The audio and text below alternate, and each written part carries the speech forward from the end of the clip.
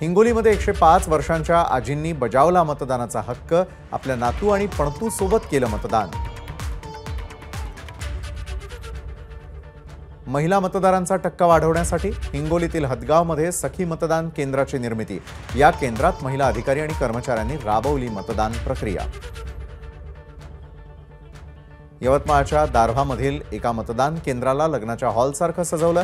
मतदारांना मतदान केंद्रात यावंसं वाटावं, मतदानाची टक्केवारी वाढावी यासाठी प्रयत्न।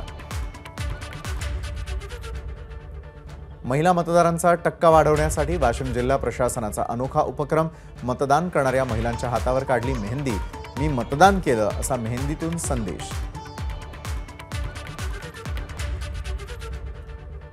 अकोल्यामध्ये देखील वेगवेगळ्या ठिकाणी तृतीयपंथीयांनी केलं मतदान। अकोला लोकसभा मतदारसंघात 18,75,637 मतदारांपैकी 50 मतदार तृतीयपंथी। वर्ध्यामध्ये तृतीयपंथी मतदारांनी बजावला मतदानाचा हक्क। गोरक्षण वॉर्डामधील मतदान केंद्रावर 14 तृतीयपंथी मतदारांनी केलं मतदान।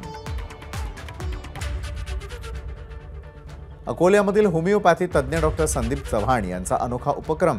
मतदानाची शाई दाखवा आणि उष्माघात प्रतिबंधक औषधी मोफत मिळवा, चव्हाणांचं आवाहन। अकोल्यामध्ये मतदार यादीमध्ये नाव नसल्यानं शेकडो मतदारांना मतदान केंद्रावरून परतावं लागलं। कृषीनगर भागामध्ये मोठ्या प्रमाणात प्रकार उघड। वंचितच्या मतदारांची नावं जाणीवपूर्वक गहाळ केल्याचा नागरिकांचा आरोप। माकडाला खांद्यावर बसवून मतदाराची देवळीच्या यशवंत विद्यालय या मतदान केंद्रात हजेरी। 3 महिन्यांच्या माकडानं वेधलं सर्वांचं लक्ष। बच्चू कडू यांचा मुलगा देवा कडू यांनी पहिल्यांदाच बजावला मतदानाचा हक्क।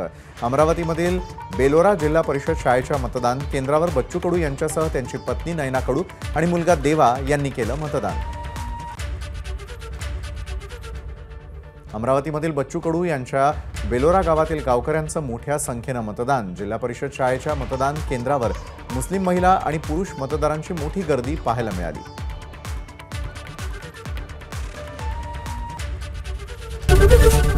एबीपी माझा, उघडा डोळे बघा नीट।